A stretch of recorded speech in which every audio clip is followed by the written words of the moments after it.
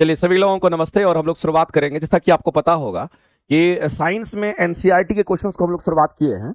और मेरा ये मानना है कि हम लोग 1 घंटे में 50 क्वेश्चन डेली करेंगे और कोशिश करेंगे सारे चैप्टर तक हम लोग पहुंचे, क्योंकि बेसिक बेसिक जो क्वेश्चंस होंगे, कुछ लॉजिकल क्वेश्चंस भी आपको देखने को मिलता है। एनसीईआरटी आपका पूरा कवर होना चाहिए। पहला चैप्टर आपका हुआ जिसमें आपको 50 क्वेश्चन हम कर ही चुके हैं, और ये पहले चैप्टर का रिसेंट आपका 50 क्वेश्चन जो बचा हुआ ये आपका भी होगा।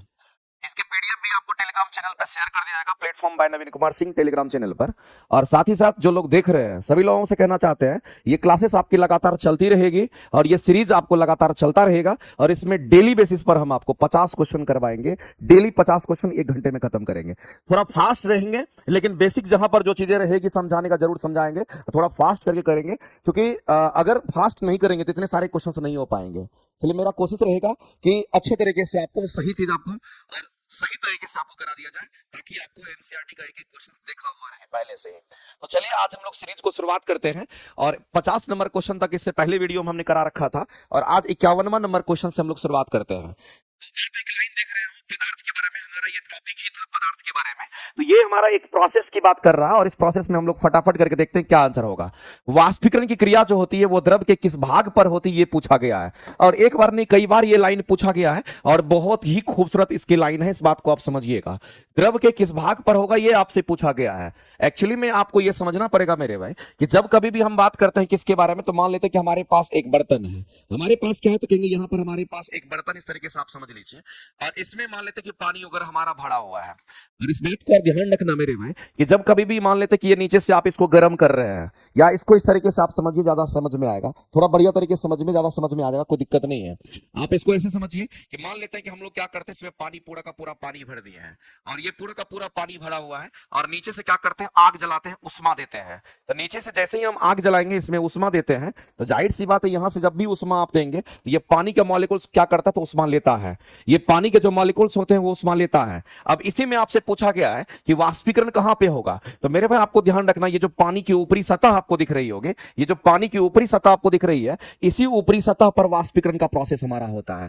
पानी के अंदर नहीं होता है, पानी की ऊपरी सतह पर होता है। ये लाइन आपको ध्यान रखना है। तो ये जो पानी की ऊपरी सतह होती है, इस बात को ध्यान रखेंगे। तो पानी के जो ऊपरी सतह आपको दिख रहा होगा, ये जो ऊपरी सतह आपको दिख रही होगी, इसी ऊपरी सतह पर, पानी की ऊपरी सतह पर क्या होता है कि वाष्पीकरण की क्रिया होती है। ये बात आपको ध्यान रखना है। यहीं पर वाष्पीकरण की क्रिया होती है, ये लाइन आपको ध्यान रखना है। वाष्पीकरण की जो क्रिया होती है वो कहां पर होगी, तो पानी के ऊपरी सतह पर होती है। कभी पानी के अंदर नहीं होगा, कभी यहां नहीं होगा, हमेशा ऊपरी सतह में ही होता है। ये बात आपको ध्यान रखना। इस तरीके से पानी इवेपोरेट करता है। और दूसरी बात आपको ध्यान रखना है कि जो वाष्पीकरण हमारा होता है, हम लोग को ध्यान रखना है 100 डिग्री सेल्सियस पर होता है। तो ये क्वेश्चन आपसे पूछा गया, द्रव के किस भाग पर होता है, तो ये तो द्रव हमारा होगा। इसी को ना हम लोग कहते हैं कि ये हमारा द्रव है, जो कि पानी के रूप में हमारा है। तो द्रव के ऊपरी सतह पर होगा, यानी कि द्रव की सतह पर होगा। तो आप सीधा कहेंगे सर इस क्वेश्चन का अगर आंसर करेंगे तो ऑप्शन नंबर ए आपका राइट हो जाएगा। क्या संपूर्ण द्रव में होगा? नहीं। क्या निचले भाग में होगा? नहीं। अब हम आपको बताना चाहते हैं, ये जो निचला भाग हमारा होता है, यहां पर कौन सा प्रोसेस होता है, इस बात को ध्यान रखना।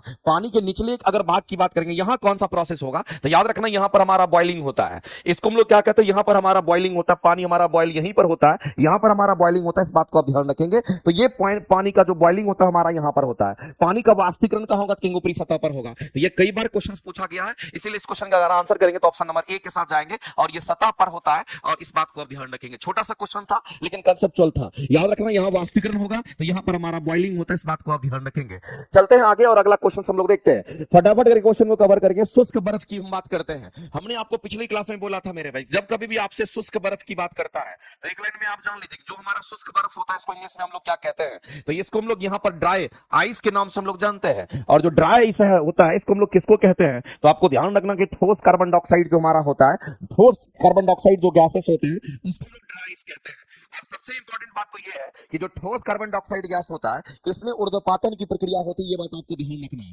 इसमें कौन सी प्रोसेस होता है, तो ऊर्ध्वपातन की जो प्रक्रिया होती है इसमें होती है। और ये ऐसे ठोस पदार्थ हमारे होते हैं, अगर इस ठोस को अगर देखिएगा, तो ठोस कार्बन डाइऑक्साइड डायरेक्ट आपका वाष्प बनता है, डायरेक्ट आपका ये गैस बनता है। बीच में याद रखना कि ये हमारा द्रव की स्थिति पैदा नहीं होता है, इसमें बीच में हमारा द्रव नहीं बनता है। डायरेक्ट ठोस कार्बन डाइऑक्साइड हमारा गैस में बनेगा, और गैस से हम फिर कहते हैं कि हमारा ठोस कार्बन डाइऑक्साइड बन जाता है। तो इसमें ऊर्ध्वपातन के प्रोसेस की हम बात करते हैं ये भी हमारा होता है। तो हम लोग सीधा कहेंगे ठोस कार्बन डाइऑक्साइड किसको कहेंगे, सॉरी शुष्क बर्फ किसको कहेंगे, तो ठोस कार्बन डाइऑक्साइड को कहते हैं। आगे चलते हैं, अगला क्वेश्चन दे रखा है कि पदार्थ की हम बात करते हैं और उसमें अवस्था परिवर्तन के लिए क्या जरूरी होगा। तो एक बात आप जान लीजिए, अगर हम पदार्थ की बात करते हैं तो पदार्थ का मतलब इंग्लिश में हम कहेंगे मैटर की बात करते हैं, और इस पदार्थ में हमारा क्या क्या आएगा, कहेंगे ठोस भी आएगा, हम कहेंगे यहां पर हमारा द्रव भी आएगा, और साथ ही साथ यहां पर क्या कहेंगे, यहां पर हमारे गैस भी होते हैं। ये सब हमारे पदार्थ होते हैं, इसके बारे में हम आके पीछे डिटेल आपको बताया पहले वीडियो में। अब ध्यान रखना कि इस पदार्थ का अवस्था परिवर्तन कैसे होता है ये बोला गया है। तो पदार्थ का अवस्था परिवर्तन बोला गया कि कैसे होता है, इस पर आपको फोकस करना है, एक्चुअली में कैसे की बात कर रहा है। तो एक बात ध्यान रखना, जब भी पदार्थ में अवस्था परिवर्तन करने की बात करते हैं, जब कभी भी मेरे भाई अवस्था परिवर्तन करने की बात करते हैं तो अवस्था परिवर्तन के लिए ध्यान रखना, इस अवस्था परिवर्तन के लिए क्या जरूरी होता है। तो अवस्था परिवर्तन के लिए हम कहते हैं कि ताप और दाब हमारा बढ़ता घटता है, इस बात को ध्यान रखना। तो तापमान की हम बात करते हैं, तापमान बढ़ भी सकता है, तापमान घट भी सकता है। मेरे भाई यहां पर हम दाब की बात करते हैं तो दाब हमारा बढ़ भी सकता है और दाब हमारा घट भी सकता है, यानी कि दोनों केसेस हमारे होंगे, दोनों केसेस हमारे होंगे। तापमान हमारा बढ़ करके भी हम कहेंगे अवस्था परिवर्तन करा देगा, या तापमान घट करके भी करा देगा, या दाब बढ़ करके भी करेगा और दाब घट करके भी कराता है। तो ताप और दाब का ही मेनली मुख्य रूप से इसमें रिलेशन हमारा होता है। तो आपके सर तापमान में परिवर्तन से होगा, यहां पर मेरे भाई इसको दाब कहिएगा, ये दाब में परिवर्तन से होगा, तापक्रम के बढ़ने और दाब के घटने से होगा। बिल्कुल सही स्टेटमेंट है, इसमें से सभी आंसर्स हो जाएंगे, तो ऑप्शन नंबर डी के साथ आप जाएंगे। जैसे कि अगर आप देखते होंगे कि बर्फ हमारा पानी बनता है, तो बर्फ अगर पानी बनेगा तो जाहिर सी बात है उसको उसके तापमान बढ़ेंगे। लेकिन आपको ध्यान रखना कि जब कभी भी अवस्था परिवर्तन के दौरान बोलता है, अवस्था परिवर्तन के लिए ये सब चीज जरूरी है, लेकिन अवस्था परिवर्तन के दौरान जिस समय अवस्था परिवर्तन हो रहा होगा जिस जगह पर, वहां तापमान कांस्टेंट होता है, ये बात याद रखिएगा। लेकिन अवस्था परिवर्तन के लिए क्या चीज होना चाहिए, तो ये सभी चीज होना चाहिए, बढ़ना भी चाहिए, घटना भी चाहिए। हम कहेंगे ये भी बढ़ेगा, ये भी घटेगा। लेकिन अगर कभी भी ऐसा क्वेश्चन पूछता है कि अवस्था परिवर्तन के दौरान तापमान क्या होगा, कहेंगे नियत रहता है। ये लाइन आपको जरूर याद रखना चाहिए, ठीक है। आगे चलते हैं, अगला क्वेश्चन हम लोग यहां पर देखते हैं, गर्म करने पर पदार्थ की ठोस अवस्था जो होती है वो डायरेक्ट सीधे गैसेस अवस्था में बदल जाती है। अभी जस्ट मैंने आपको बताया कि अगर कोई ठोस है डायरेक्ट गैस बनता है, बीच में द्रव की स्थिति पैदा नहीं होती है, तो इस प्रोसेस को ऊर्ध्वपातन कहते हैं। एक लाइन में मेरे भाई आप सीधा कहेंगे, इस क्वेश्चन का आंसर हमारा सी करेक्ट हो जाएगा, कहीं से कोई दिक्कत नहीं है। अगर कंडेंसेशन की बात करते हैं, संघनन की बात करते हैं, तो आपको याद रखना चाहिए जो पानी की तीसरी अवस्था जिसको वाष्प कहते हैं, अगर वाष्प पानी बनता है तो उसी को कंडेंसेशन कहते हैं, उसी को संघनन का प्रोसेस कहते हैं, ध्यान रखेंगे। आगे चलते हैं, अगला क्वेश्चन आप देख लीजिए कि निम्न में से कौन सा वाष्पीकरण को प्रभावित नहीं करता, ये आपको बताना है। एक बात बताइए, वाष्पीकरण को प्रभावित कौन नहीं करेगा वो आपको बताना है। हमने आपको कई बार बोला है कि जब कभी भी वाष्पीकरण की हम बात करते हैं उसके लिए क्या चीज हमारा इसमें रिस्पॉन्सिबल होता है। तो वाष्पीकरण को अगर प्रभावित करने की बात करेगा तो हम लोग जानते हैं कि मेरे भाई वाष्पीकरण की दर की अगर बात कर लीजिए ज्यादा सही रहेगा। ये वाष्पीकरण दर हमारा होता है, ये तापमान का समानुपाती होता है, ये लाइन आपको पता होगा। इसका मतलब द्रव का जो क्वथनांक होगा बॉइलिंग पॉइंट के ऊपर निर्भर करता है। बिल्कुल सही बात है मेरे भाई, ये हमारा इसका बिल्कुल राइट हो जाएगा। द्रव की सतह का क्षेत्रफल पर भी निर्भर करता है। मैंने आपको यह भी बोला था कि द्रव की सतह का क्षेत्रफल का हमारा क्या होता है, खुला सतही क्षेत्रफल का समानुपाती होता है, ये लाइन आपको ध्यान रखना है। ये किसका, तो कहेंगे खुला सतही क्षेत्रफल की बात करते हैं, तो जो खुला सतही क्षेत्रफल हमारा होता है उसका भी ये क्या होगा, कहेंगे समानुपाती का रिलेशन से लेकर के आता है। तो यहां भी समानुपाती है, यहां भी समानुपाती होता है। इसके बाद भी अगर आप देखना चाहते हैं तो मेरे भाई हवा की गति का भी समानुपाती होता है, ये ध्यान रखना। अगर हवा बहुत तेज गति से चलती है तो हवा की गति का भी समानुपाती होगा। समानुपाती कहने का मतलब हवा की गति ज्यादा होगी तो वाष्पीकरण की दर फास्ट हो जाती है, ध्यान रखेंगे। एक और रिलेशन हम आपको बताते हैं, उसको भी आप याद रखना। अगर मान लेते हैं कि हमारा वित्तोकर्मानुपाती के रिलेशंस के साथ अगर जाते हैं तो इसका मतलब है मेरे भाई आपको वित्तोकर्मानुपाती के लिए सोचना पड़ेगा और कहना पड़ेगा कि यहां पर हवा की गति का तो चलो समानुपाती है, लेकिन वित्तोकर्मानुपाती हमारा किसका होगा, इनवर्सली प्रोपोर्शनल हमारा किसका होगा, वित्तोकर्मानुपाती किसका होता है, आर्द्रता का वित्तोकर्मानुपाती होता। चलो इसको ऐसे लिख देते हैं, ये आर्द्रता का क्या होगा, यहां पर हमारा वित्तोकर्मानुपाती हमारा होगा। ये चीज आपको ध्यान रखना है, ये वित्तोकर्मानुपाती की हम बात करते हैं, ये लाइन आपको ध्यान रखना है। वित्तोकर्मानुपाती की हम बात कर लेते हैं तो वित्तोकर्मानुपाती का हमारा क्या होता है, आर्द्रता का वित्तोकर्मानुपाती का हमारा क्या था, वाष्पीकरण उल्टा होता है, ये उल्टा होता है। ये सब समानुपाती है, ये उल्टा की बात कर रहे हैं। और वित्तोकर्मानुपाती का मतलब होता है इनवर्सली प्रोपोर्शनल की हम बात करते हैं, ये बात ध्यान में रखना। तो मेरे भाई वायु की गति भी हमारा होगा, सतही क्षेत्रफल भी होगा, द्रव का क्वथनांक भी शामिल होगा, लेकिन कहीं पर भी मेरे भाई वायु के घनत्व का रिलेशन हमारा नहीं होता वाष्पीकरण की दर के लिए, इस बात को आप ध्यान रखेंगे। तो यहां पर हम सीधा कहेंगे सर ये पैरामीटर यहां पर रॉन्ग होगा और ये इसके लिए नहीं रिस्पॉन्सिबल, इसको काट देंगे। तो ये सारा पैरामीटर को आप ध्यान रखेंगे, क्योंकि क्वेश्चंस कहीं से भी आएगा तो आप कर सकते हैं, कोई दिक्कत नहीं है, बशर्ते कि आपको ध्यान रखना है कि वाष्प वाष्पीकरण की दर अगर बोल दिया, इसका मतलब वाष्पीकरण हमारा फास्ट है या स्लो की बात कर रहा है, ध्यान रखिएगा, क्योंकि दर इसी बात को इंडिकेट करता है। आगे चलते हैं, अगला क्वेश्चन कहता है कि वाष्पीकरण की प्रक्रिया कैसे होती है। तो मेरे भाई वाष्पीकरण की जो प्रक्रिया होती है, क्या एक स्वतः होने वाली क्रिया है, क्या द्रव के क्वथनांक पर निर्भर करता है, क्या शीतलता उत्पन्न करती है? तो मैं आपको कहना चाहता हूं मेरे भाई, अगर जब कभी मान लेते हैं आप पसीने से लथपथ रहते हैं और आपके शरीर से पसीना अगर वाष्पीकृत कर जाता, देखिएगा आपका शरीर पूरा ठंडा हो जाता है। इसका मतलब जब भी वाष्पीकरण की प्रक्रिया होगी तो याद रखना ये शीतलता उत्पन्न करती है, ये सही स्टेटमेंट है। दूसरी बात ये अपने आप होता है, हमारे बॉडी से अपने आप देखिए, आप बाहर निकल के खड़े हो जाइए, आपका बॉडी से तुरंत वाष्पीकरण धीरे धीरे हमारा होते रहता है। या फिर पानी वगैरह कहीं पर इकट्ठा कर दी, जमा कर दीजिएगा, धीरे धीरे पानी का लेवल घटेगा, क्योंकि वाष्पीकरण की प्रक्रिया अपने आप होती है, स्वतः होती है, उसमें कोई दिक्कत नहीं है। दूसरी बात आपको यह भी ध्यान रखना है कि द्रव के जो क्वथनांक होते हैं ना, उसी अगर हम क्वथनांक की बात करते हैं और वाष्पीकरण की बात करते हैं, दोनों एक ही तापमान पर होता है, तो जो क्वथनांक का तापमान वही वाष्पीकरण का हो जाएगा, ये हमारा द्रव के क्वथनांक पर भी निर्भर करेगा। इसका मतलब तीनों स्टेटमेंट हमारे करेक्ट और आप आंसर डी करेंगे करेक्ट। आगे चलते हैं, अगला कह रहा है कि वाष्पीकरण की गुप्त ऊष्मा क्या है। एक बात बताइए मेरे भाई, वाष्पीकरण की गुप्त ऊष्मा की बात करता है, जैसे आप सुनते हैं मेरे भाई और आप समझते हैं कि बर्फ के गलन की गुप्त ऊष्मा होती है। आपको पता होगा कि बर्फ के गलन की गुप्त ऊष्मा होती है, और बर्फ के गलन की जो गुप्त ऊष्मा होती है वो कितनी होती है, तो मैं लिख देना चाहता हूं मेरे भाई, बर्फ के गलन की गुप्त ऊष्मा याद रखना 80 कैलोरी पर हमारा ग्राम होता है। दूसरी तरीके से आपको ध्यान रखना है कि जल के वाष्पन की गुप्त ऊष्मा कितनी होगी, तो आपको ध्यान रखना है कि जल के वाष्पन की जो गुप्त ऊष्मा होती है वो कितनी होगी, तो आपको ध्यान रखना है कि जल के वाष्पन की गुप्त ऊष्मा की अगर हम बात करते हैं, यहां पर जल के वाष्पन की गुप्त ऊष्मा की अगर बात करते हैं, ये कितना होगा, तो याद रखना 536 कैलोरी पर हमारा ग्राम होता है। कई बार डेटा भी पूछता है। एक बात देखिए मेरे भाई, अगर इस डेटा की अगर हम बात करते हैं, और आपको ध्यान रखना है अगर हमारा बर्फ यहां से क्या बन रहा है, तो बर्फ अगर गलेगा तो पानी बनेगा, अगर बर्फ गलेगा तो पानी बनेगा, तो वैसे केस में ये वाला गुप्त ऊष्मा में आपका ये एल काम करता है, और यहां पर आप जो ऊष्मा देते हैं Q बराबर ml होता है। इसी में एल जो आप देख रहे होंगे, ये वाला जो एल देख रहे होंगे फॉर्मूला में, ये m के साथ जो एल देख रहे होंगे, यहां पर Q बराबर ml, तो यहां पर एल जो हमारा वो 80 के आसपास होगा। तो आपको ध्यान रखना, इसके लिए ये यूज करेंगे। अगर इसके लिए यूज करना है तो अगर हम मान लेते कि ये पानी है, जल है, और जल अगर हमारा वाष्प बनता है तो इसमें भी ऊष्मा देना पड़ेगा। और कौन सा ऊष्मा, जिसको हम लोग यहां पर गुप्त ऊष्मा कहते हैं, और वह गुप्त ऊष्मा किसके बराबर होगा, तो Q बराबर यहां पर ml होगा। तो यहां पर भी एल की बातें होगी, लेकिन यहां पर जल के वाष्पन की गुप्त ऊष्मा इतनी हम लोग पुट करते हैं, इस फार्मूला में ध्यान रखेंगे। तो एक बात बताइए मेरे भाई, जब कभी भी आपके पास ऐसा क्वेश्चन देता है और पूछता है कि वाष्पीकरण की गुप्त ऊष्मा क्या है, तो आप क्या कहना चाहोगे? आपको कि सर वाष्पीकरण से मुक्त, वाष्पीकरण में मुक्त ऊष्मा होता है, ये गुप्त ऊष्मा होता है, क्या ये हमारा सही है? नहीं, गुप्त ऊष्मा मेरे भाई कभी भी मुक्त ऊष्मा नहीं होता है। गुप्त ऊष्मा मतलब ऊष्मा का शोषण करेगा, तो ये बिल्कुल ही निहायत गलत है, ये तो हो ही नहीं सकता, क्योंकि ये मुक्त ऊष्मा की बात कर रहा है। हम लोग ऊष्मा देते हैं ना, इससे ये बनाने के लिए जो ऊष्मा देते हैं उसको गुप्त ऊष्मा कहते हैं, इससे ये बनाने के लिए जो ऊष्मा देते हैं उसको गुप्त ऊष्मा कहते हैं। तो इससे मुक्त ऊष्मा की हम बात नहीं करेंगे, हम कहेंगे गुप्त ऊष्मा में ऊष्मा का अवशोषण होता है, हम उसकी बात करेंगे। इस बात को ध्यान रखना, यहां देख लिए ऊष्मा का अवशोषण हो रहा है, तो पहला स्टेटमेंट किसी भी सूरत से हमारा राइट नहीं होगा, वो तो चलो ऐसे ही गलत हो गया। और ये निकलने की बात कर रहा है, यहां पर कह रहा है कि वाष्पीकरण में शोषित ऊष्मा की बात कर रहे हैं, चलो इसको थोड़ा देर के लिए रखते हैं। आगे कहता है कि क्वथनांक पर किसी द्रव के वाष्पित होने में अवशोषित ऊष्मा की हम बात करते हैं। मेरे भाई ये स्टेटमेंट जो आपको लिखा हुआ है ना, ये सबसे बेहतरीन आपके स्टेटमेंट, अच्छे आंसर है, और आपके एग्जाम का ये क्वेश्चन हो सकता है। मैं आपको नोट कर देता हूं, ऐसे क्वेश्चन पूछने की संभावना है, क्योंकि क्वथनांक पर बोला गया है। जैसे आप किसी को भी देख लीजिए, जैसे मान लेते हैं ये जल है, तो जल का क्वथनांक कितना होगा, 100 डिग्री सेल्सियस हमारा होगा, और वाष्प भी कितने डिग्री पर बदलता है, 100 डिग्री पर बदलता है। इसका मतलब जल का क्वथनांक पर, यानी कि मेरे भाई क्वथनांक पर ही जो आप क्या करते हैं, द्रव को वाष्प में बदलते हैं, और उस समय जो आप ऊष्मा देते हैं, तो ध्यान रखना उसी को गुप्त ऊष्मा कहते हैं। तो ये इसका रियल डेफिनेशन है, और इस रियल डेफिनेशन पर क्वेश्चन आता है, इसको जरूर आप ध्यान में रखेंगे।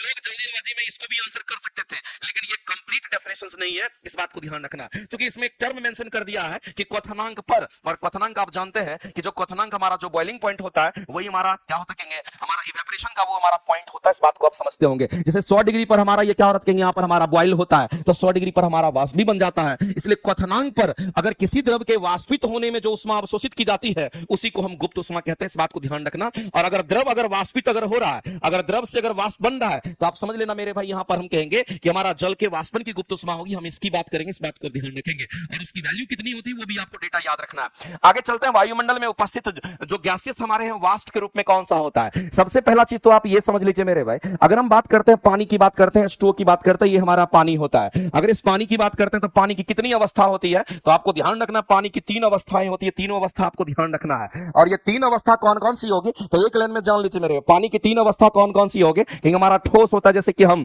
ठोस को अगर देखना चाहें तो वो कौन होगा, हमारा यहाँ पर बर्फ की हम बात करते हैं। दूसरी तरीके से अगर देखिए तो यहाँ पर हमारा द्रव की अवस्था यहाँ पर होती है, और द्रव अवस्था में देखिएगा तो हमारा पानी ही निकल करके आता है। और तीसरी जो अवस्था आप देखिएगा उसको हम लोग गैस कहते हैं, और ये कहीं ना कहीं यही हमारा वाष्प होता है। इस बात को आप ध्यान रखेंगे। तो पानी की कितनी अवस्थाएं होती है? पानी की 3 अवस्थाएं होती है, ये लाइन आपको ध्यान रखना है। और इसी में से अगर आप देखिएगा तो ठोस, द्रव और गैस की बात करेंगे तो हम कहेंगे ठोस अवस्था बर्फ हमारा होता है, द्रव अवस्था पानी होता है, और गैसेस अवस्था हमारा वाष्प होता है। और हमारे वायुमंडल में उपस्थित गैसों में जो वाष्प की अगर बात करेंगे तो पानी की वही तीसरी अवस्था की बात कर रहे हैं, पानी की वही तीसरी अवस्था की बात करते हैं जो कि H2O से बना हुआ है। अगर आपसे कोई कहेगा बताओ बर्फ हमारा किससे बना हुआ है, तो कहेंगे इसका केमिकल कंपोनेंट H2O होता है। पानी हमारा क्या, तो कहेंगे ये भी हमारा सर H2O होगा। अगर वाष्प की बात करेंगे तो ये भी सर हमारा H2O होगा। इसका मतलब तीनों का केमिकल कंपोनेंट सेम है। और अगर मेरे भाई इसको अगर आप देखना चाहते हैं जिसके तीनों केमिकल कंपोनेंट सेम है, इसका मतलब है केमिकली अगर आप देखेंगे तो केमिकल कंपोनेंट सबका सेम है। 2 हाइड्रोजन 1 ऑक्सीजन आपको दिख रहा होगा। यहां पर केमिकल कंपोनेंट हमारा क्या, तो कहेंगे यहां पर सेम है।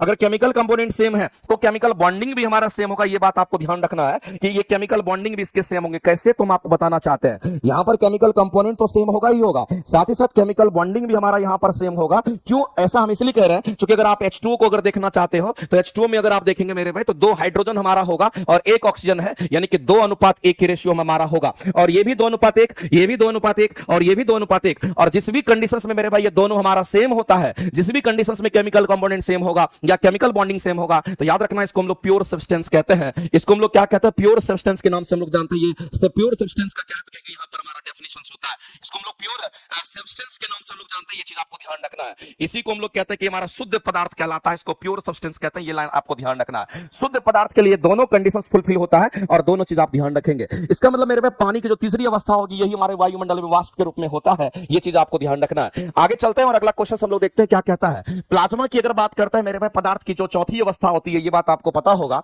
कि पदार्थ की चौथी अवस्था की हम बात करते हैं। फोर्थ जो पदार्थ का जो हमारा चौथी अवस्था होता है हम उसकी बात करते हैं। पदार्थ की चौथी अवस्था की बात करते हैं वो हमारा प्लाज्मा होता है। ये बात कई बार आप लोग पढ़ भी चुके होंगे कि पदार्थ की चौथी अवस्था को अगर देखिएगा तो पदार्थ की चौथी अवस्था प्लाज्मा होती है। लेकिन जैसे ही प्लाज्मा का नाम सुनते हैं तो हम लोगों के मन में यही फीलिंग आता है कि उच्च तापमान पर यह पदार्थ मिलता है। ये कैसे मिलेगा, तो आपको ध्यान रखना है कि उच्च तापमान पर पदार्थ मिलता है। इस बात को आप ध्यान रखेंगे, ये उच्च तापमान पर पदार्थ मिलता है। ये लाइन आपको मैंने पहले भी बोला था। जैसे अगर आपको सूर्य से रोशनी मिलती है तो ये हमारा सन होता है, ये हमारा सन होता है। सन के चारों तरफ अगर देखिएगा तो जो हमारा हाइड्रोजन गैसेस होते हैं वो प्लाज्मा अवस्था में होता है। किस अवस्था में होगा, तो प्लाज्मा अवस्था में होता है। ये लाइन आपको ध्यान रखना है। कौन होता है, तो मेरे भाई हम यहां पर सीधा कहेंगे, यहां पर हाइड्रोजन गैस की हम बात करेंगे, ये प्लाज्मा अवस्था में होता है। इसलिए तो कहते हैं कि सूर्य के जो बाहर का टेंपरेचर, सरफेस का टेंपरेचर होता है, ये हमारा 6000 डिग्री सेल्सियस होता है। और प्लाज्मा कभी भी आपको उच्च तापमान पर दिखेगा, ये ध्यान में रखना है। तो मेरे भाई हम लोग सीधा कहेंगे ये पदार्थ की कौन सी अवस्था होगी, चौथी अवस्था होगी, लेकिन ये बहुत उच्च तापमान पर मिलता है। एक पदार्थ की 5वीं अवस्था भी होती है, वो हमारा सबसे न्यूनतम तापमान पर मिलता है, जो ब्रह्मांड का सबसे न्यूनतम तापमान होगा, जिसको 0 केल्विन कहते हैं, जिसको परम शून्य तापमान कहते हैं, और जिसको -273.15 डिग्री सेल्सियस के नाम से हम लोग जानते हैं। ध्यान रखना है। अगर अगले क्वेश्चन की तरफ हम लोग बढ़ते हैं तो अगला क्वेश्चन हम लोगों के सामने में दे रखा है कि हाइड्रोजन सल्फाइड गैस की हम बात करते हैं। अगर हाइड्रोजन सल्फाइड गैस की बात करते हैं, इसको हम लोग कैसे दिखाते हैं, इसको हम लोग H2O से दिखाते हैं। ये हमारा हाइड्रोजन सल्फाइड गैस होता है। ये चीज आपको ध्यान रखना है। इसको हम लोग कहेंगे कि ये हमारा हाइड्रोजन सल्फाइड गैस होगा। ये बात आपको ध्यान रखना है। लेकिन मैं आपको सबसे बेहतरीन चीज बताने वाला हूं, ये जो हाइड्रोजन सल्फाइड गैस हमारा होता है, आपको ध्यान रखना, सरे हुए अंडे की जो गंध होती है इसी की तरह होती है। इस बात को ध्यान रखना। सरे हुए अंडे की बात कर रहे हैं मेरे भाई, जो सरा हुआ अंडा होता है, तो सरा हुआ जो अंडा होता है, सरे हुए अंडा की जो गंध होती है, गंध की अगर हम बात करते हैं तो हाइड्रोजन सल्फाइड की तरह ही होता है। ये बात आपको ध्यान रखना है। तो जाहिर सी बात है, मैंने एक बात आपको बोला था कि कभी भी गंध दूर से ही हमें महसूस अगर होने लगती है, अगर आपको स्मेल आता है, तो आप जैसे बॉडी परफ्यूम यूज करते हैं, आप अपने बॉडी में यूज करते हैं, किसी दूसरे को अगर वो सुगंध पहुंच जाता है तो वो बाय द डिफ्यूजन प्रोसेस, और मुझे लगता है कि एक बच्चे को पता होना चाहिए इसमें कौन सा प्रोसेस होगा, तो एक ही नाम याद आएगा मेरे में, डिफ्यूजन का प्रोसेस यूज होता है। लेकिन याद रखना, ये जो डिफ्यूजन हमारा होता है, हम कहेंगे सीधा ये ठोस में भी होता है, साथ ही साथ कहेंगे द्रव में होता है, और साथ ही साथ कहेंगे ये गैस में होगा।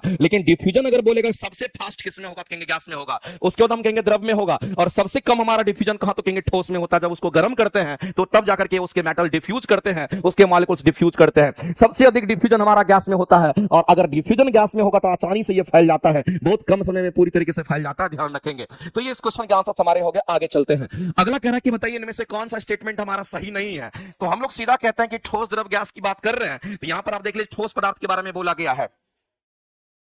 अगर कभी भी हम ठोस पदार्थ की अगर हम बात करते हैं तो आप एक लाइन में जान लीजिए, अगर कोई ठोस पदार्थ हमारा होता है तो याद रखना मेरे भाई इसके मॉलिक्यूल्स पास पास होते हैं। इसके मॉलिक्यूल्स की अगर हम बात करते हैं तो एक ही लाइन में ध्यान रखना चाहिए कि इसके मॉलिक्यूल्स की बात अगर करते हैं तो मॉलिक्यूल्स कैसे होंगे, तो मॉलिक्यूल्स हमारा पास पास होते हैं। हम किसकी बात कर रहे हैं, तो हम यहां पर ठोस पदार्थ की बात करते हैं। और अगर मॉलिक्यूल्स पास पास होंगे तो याद रखना अंतर आणविक बल हमारा मजबूत होगा, इस बात को ध्यान रखना। अंतर आणविक बल की बात मैंने करी थी आपसे पहले भी, और यहां भी ध्यान रखना कि अंतर आणविक बल हमारा क्या होगा, कहीं यहां पर मजबूत होगा, ये लाइन आपको ध्यान रखना है। तो यहां पर अंतर आणविक बल भी मजबूत हमारा होगा, इसमें कहीं से कोई शक नहीं है। नहीं तो आप ये देख लीजिए एफ और आर में कैसा रिलेशन है, और अगर दूरी अगर कम है, नजदीक नजदीक है, पास पास है, तो कहेंगे दूरी कम होगा, इसका मतलब बल का मान यहां पर बढ़ जाता है। ठोस पदार्थ के लिए हमारा होगा। साथ ही साथ मेरे भाई जब ठोस पदार्थ के मॉलिक्यूल्स पास पास होते हैं और ये अगर ठोस पदार्थ हमारा होता है तो आपको ध्यान रखना इसके मॉलिक्यूल्स की अगर हम बात करते हैं, इसकी जो मॉलिक्यूल्स की जो गति होती है वो बहुत कम होती है। यानी कि मॉलिक्यूल्स की गति मेरे भाई बहुत कम होती है, इस बात को ध्यान रखना। ये मॉलिक्यूल्स की गति बहुत कम होती है, ये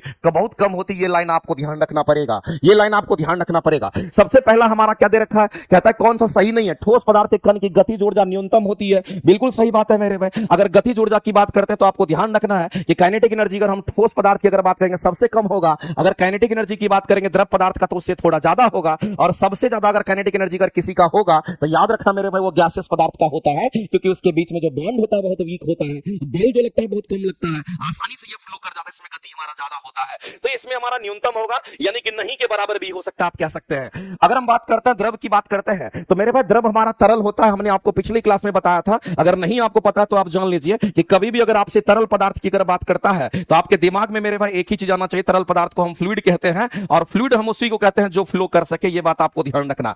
ये उसी को कहते हैं जो फ्लो कर सके, उसी को हम फ्लूइड कहते हैं। इसका मतलब है मेरे भाई एक लाइन में हम लोग को समझ में आ रहा है कि फ्लो कौन कौन करेगा, तो जो फ्लो कर सके उसी को अगर फ्लूइड कहते हैं, तो इसी में फ्लो करने की प्रवृत्ति हमारा द्रव में होता है, नहीं तो फिर हम समझते हैं कि गैस में होता है, ये बात आपको ध्यान रखना है। इसका मतलब है कि जो द्रव पदार्थ हमारा होता है वो तरल होता है, इसमें कहीं से कोई शक नहीं है। द्रव पदार्थ हमारा तरल होगा, इसमें कहीं से कोई शक नहीं है, किंतु जो ठोस पदार्थ होता है वो दृढ़ होता है। और आप एक बात जान लीजिए, अगर किसी हम ठोस पदार्थ की बात करते हैं तो ये ठोस पदार्थ हमारा रिजिड होता है, इस बात को आप ध्यान रखना। रिजिड का मतलब आप समझिए कि रिजिड का मतलब मेरे भाई दृढ़ होता है, रिजिड का मतलब दृढ़ होता है, कठोर होता है, हार्ड होता है, इस बात को आप ध्यान रखना। ये मेरे भाई इसके अंदर हम कहते हैं फ्लो करने की प्रवृत्ति नहीं होती है, याद रखना ये फ्लो नहीं करता, इस बात को आप ध्यान रखेंगे। अगर ये फ्लो नहीं करता है, अगर वैसा पदार्थ जो फ्लो नहीं करता इसका मतलब वो ठोस कहलाता है, और जो फ्लो कर जाए वो हमारा तरल कहलाता है, जिसमें द्रव और गैस हमारा आता है। तो ये स्टेटमेंट कहीं ना कहीं हमारा बिल्कुल राइट है, इसमें कहीं से कोई शक नहीं है। वाष्पीकरण की क्रिया द्रव के सतह के अंदर होती है। अभी जस्ट मैंने पहला ही क्वेश्चन आपको कराया था कि वाष्पीकरण जो हमारा होता है वो कहां पर होता है, तो वाष्पीकरण क्रिया द्रव के सतह पर होता है, यानी यहां पर होता है, द्रव के अंदर नहीं होता है, यहां पर होता है। आप इस क्वेश्चन को रिलेट करिए तो पता चल जाएगा कि कहीं ना कहीं क्वेश्चन आपका यही कह रहा है कि वाष्पीकरण की क्रिया द्रव की सतह के अंदर की बात कर रहा है, जो कि मेरे भाई पूरी तरीके से हमारा रॉन्ग है। और हम सीधा कहेंगे सर सतह के अंदर कह रहा है, इसका मतलब ये गलत है। जब ये गलत है तो यही आंसर करना, चूंकि आपको गलत को खोजना था। दूसरी बात कह रहा है कि जल का जो घनत्व होता है बर्फ से अधिक होता है, और हम सभी लोग जानते हैं कि जल का घनत्व, हमारा पानी का जो घनत्व डेंसिटी होता है वो हमारा 1000 होता है, एक एक बच्चे को पता होगा। साथ ही साथ याद रखना अगर डेंसिटी ऑफ आइस यानी कि बर्फ की बात करते हैं तो लगभग इसको 900 केजी पर मीटर क्यूब मान करके चलते हैं, और आपको पता चल गया होगा कि बर्फ का घनत्व हमारा पानी के घनत्व से कम होता है, तो जल का घनत्व बर्फ के घनत्व से अधिक हो जाएगा, इससे ये अधिक है। ये स्टेटमेंट भी हमारा राइट है। गलत कौन था तो वो आपको मिल गया होगा, ऑप्शन नंबर सी आपके यहां पर गलत है।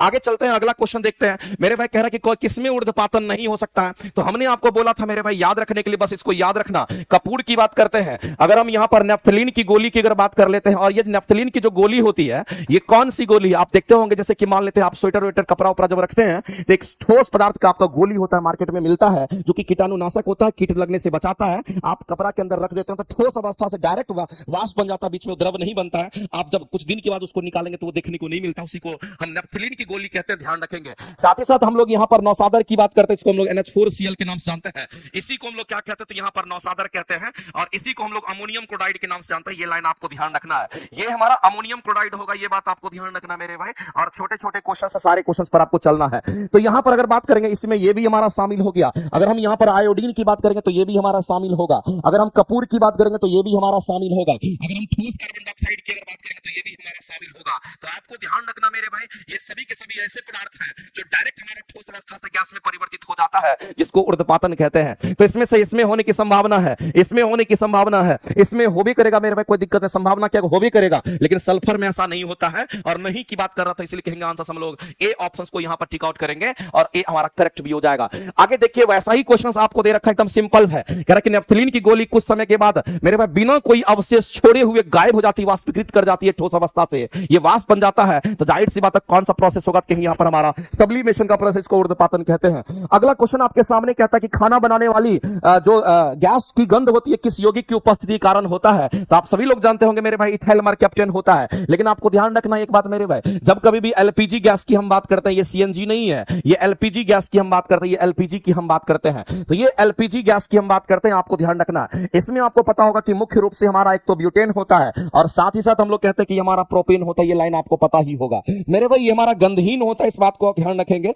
ये दोनों के दोनों गैस कैसे होते हैं, तो गंधहीन होते हैं, ये लाइन ध्यान रखना है। इसीलिए हम लोग क्या करते हैं एलपीजी गैस के लीक डिटेक्शन के लिए हम लोग क्या करते हैं उसमें, तो आपको ध्यान रखना कि अगर कहीं पर लीक कर रहा है, कहीं लीक के डिटेक्शन की अगर बात करते हैं कि अगर लीक को डिटेक्शन कहीं अगर लीक करेगा तो आग लगने की संभावना होगी, तो लीक डिटेक्शन के लिए हम लोग क्या करते हैं, तो आपको ध्यान रखना है इसमें इथाइल मरकैप्टन का इस्तेमाल करते हैं, ये चीज आपको ध्यान रखना है। इसी में हम किसका इस्तेमाल करते हैं, तो इथाइल मरकैप्टन की हम बात करते हैं। और ये जो इथाइल मरकैप्टन हमारा होता है ये क्या करता है, उसके अंदर गंध पैदा कर देता है, और कहीं भी अगर देखिएगा थोड़ा भी अगर गैस का लीकेज होगा तो आपको ये बात पता चल जाता है कि कहीं ना कहीं यहां पर हमारा गैस का लीकेज हो रहा है, क्योंकि गैस हमारे लिए यहां पर खतरनाक होता है। और इसका केमिकल फार्मूला याद रखना मेरे भाई, इथाइल मरकैप्टन का जो केमिकल फार्मूला होगा ये C2H6 हमारा यहां पर हम कहेंगे C2H6 हमारा S होता है। ये कई बार इथाइल मरकैप्टन का फार्मूला भी पूछा गया, ये लाइन आपको ध्यान रखना। तो कई बार मेरे भाई बहुत लोग इसको पढ़ने, ये हमारा इथाइल मरकैप्टन के कारण होता है, मिथाइल आइसोसाइनाइड के कारण तो हम कहते हैं कि भोपाल की गैस ट्रेजेडी हुआ था, याद कीजिएगा मेरे भाई हम किसकी बात कर रहे हैं, तो भोपाल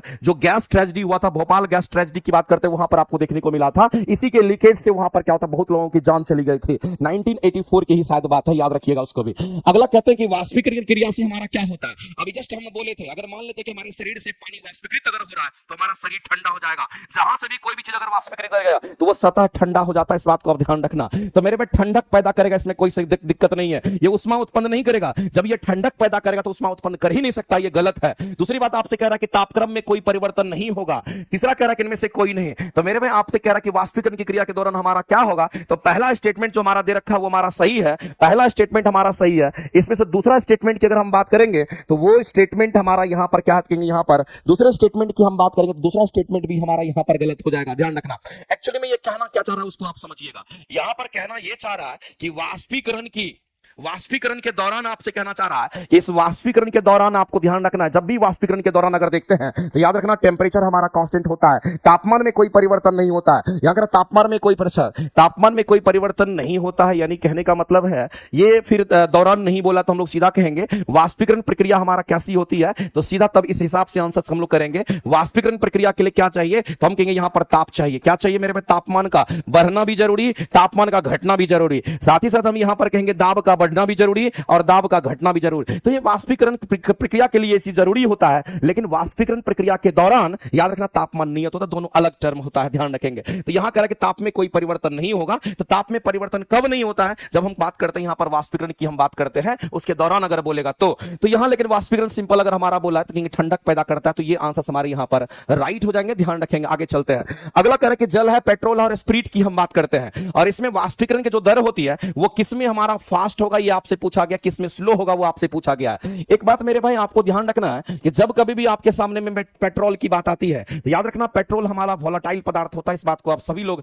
जानिए और हमेशा याद रखिएगा, वोलाटाइल हमारा होता है, ये लाइन आपको ध्यान रखना। अगर किसी को ये नहीं समझ में आ रहा सर वोलाटाइल किसको कहते हैं, तो आप एक लाइन में समझ लीजिए, वोलाटाइल कहने का मतलब होता है जैसे पेट्रोल को बाहर निकालोगे अचानक उड़ जाता है, हम कहते हैं उसके अंदर वोलाटाइल का हमारा वो यहां पर नेचर होता है। तो वोलाटाइल का मतलब होता है कि जैसे ही आप पेट्रोल को खुला छोड़ोगे अचानक उड़ जाएगा, तो सबसे अधिक पेट्रोल में ही हमारा उड़ने की प्रवृत्ति होती है। सबसे फास्ट हमारा अगर दर कहिएगा तो वाष्पीकरण का हमारा इसी में होता है, तो हम कहेंगे सबसे फास्ट अगर इसमें होगा तो ये ऑप्शन छट जाएगा, उसके बाद ये भी ऑप्शन छट जाएगा, सीधा पेट्रोल वाले के साथ जाएंगे, सीधा पेट्रोल के साथ जाएंगे। और पेट्रोल के बाद अगर आप देखिएगा तो वोलाटाइल कौन होता है, तो याद रखना इसके बाद हमारा एल्कोहल की हम बात करते हैं, ये हमारा एल्कोहल होता है, इसमें भी वोलाटाइल नेचर का होता है, ये दोनों वोलाटाइल नेचर का होता है, इस बात को ध्यान रखेंगे। लेकिन अगर हम पानी की अगर बात करते हैं तो आपको ध्यान रखना है ये हमारा नॉन वोलाटाइल के कैटेगरी में आता है, ये चीज आपको ध्यान रखिए। ये नॉन वोलेटाइल हमारा होता है। तो इसमें वाष्पीकरण की दर दोनों में फास्ट होगी, इन दोनों में किसमें होगा, कहेंगे इसमें ज्यादा होगा, इस बात को ध्यान रखना। तो सबसे अधिक हमारा विसरण इसमें होगा। उसके बाद स्प्रिट जिसको अल्कोहल कहते हैं उसको हम लोग बोलते हैं, और पानी में हमारा सबसे कम होगा।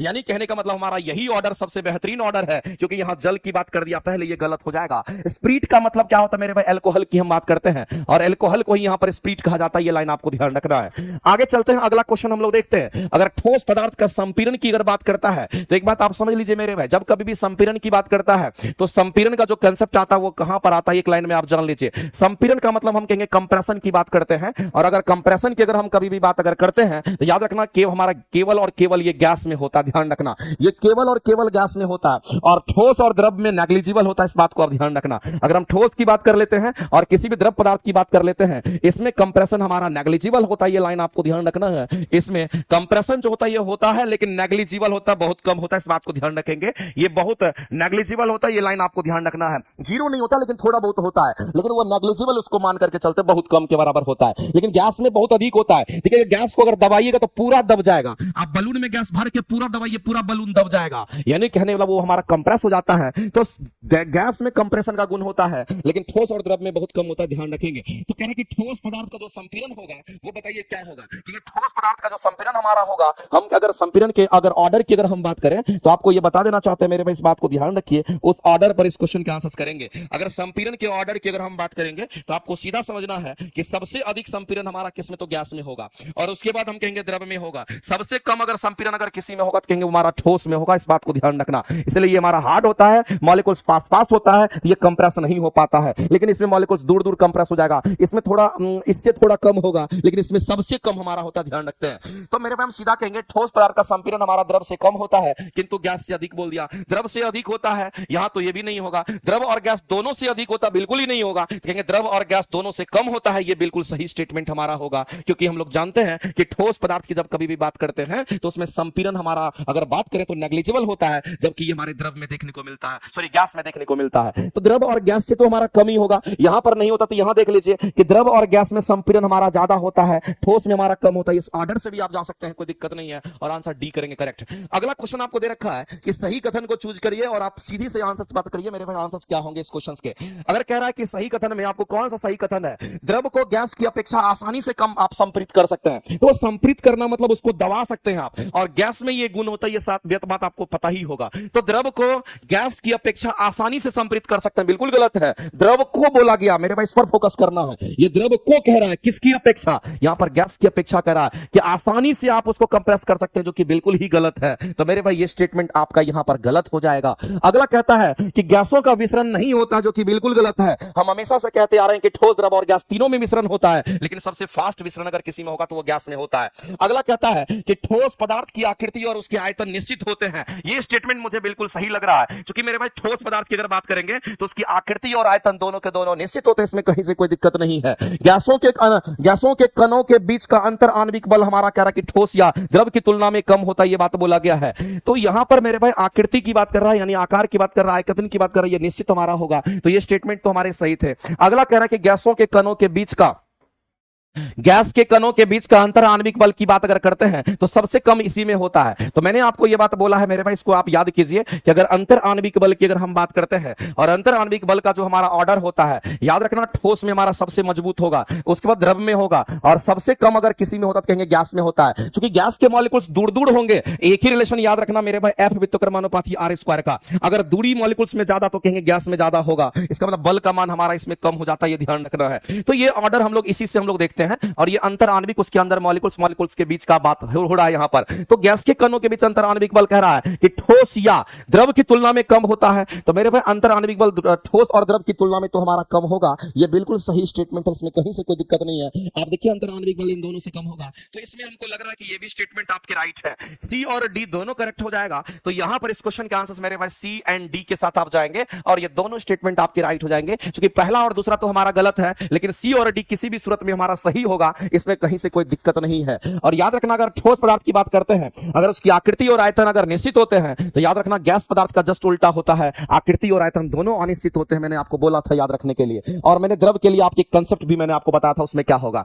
पदार्थ के कणों के बीच उपस्थित आकर्षण जो बल होते हैं, इसी आकर्षण बल को अंतर आणविक बल कहते हैं। आंतरिक बल नहीं कहेंगे, इसको अंतर आणविक बल कहते हैं मेरे भाई, इंटरमॉलिक्यूलर फोर्स कहते हैं। जल्दीबाजी में इसको मत मार देना, ये अंतर आणविक बल है, ये आंतरिक बल है, दोनों अलग चीज होता है। ध्यान रखना, मॉलिक्यूल्स के बीच जो लगने वाले बल होते हैं उसी को अंतर आणविक बल कहते हैं। हम किसकी बात कर रहे हैं? तो मॉलिक्यूल्स और मॉलिक्यूल्स के बीच लगने वाले जो बल होते हैं। ध्यान रखना मेरे भाई, आप सीधा सीधा इस बात को ध्यान रखना कि मॉलिक्यूल्स और मॉलिक्यूल्स के जो बीच लगने वाले जो बल होंगे, इसके बीच लगने वाले बल की अगर बात करते हैं, इसके बीच लगने वाले जो बल हमारे होंगे, इसी को हम अंतर आणविक बल के नाम से जानते हैं। ये लाइन आपको ध्यान रखना है, ये हमारा अंतर आणविक बल है, ये बात आपको ध्यान रखना है। लेकिन मैं आपको बताना चाहता हूं मेरे भाई कि ये अंतर आणविक बल का डेफिनेशन है, जिसके हिसाब से हम आंसर करेंगे। और एक बात याद रखिएगा, अंतर आणविक बल जब कभी भी मॉलिक्यूल्स के बीच में लगता है, तो वो केवल और केवल हमारा कैसा होगा? तो हम कहेंगे सीधा का सीधा, वो हमारा आकर्षित नेचर का होता है। ये लाइन आपको ध्यान रखना है। दूसरी बात, अगर हम बात करते हैं मेरे भाई, हमारे सामने में अगर बल की बात आती है, अगर हमारे सामने में फोर्स की बात आती है, बल की बात आती है, तो बल हमारा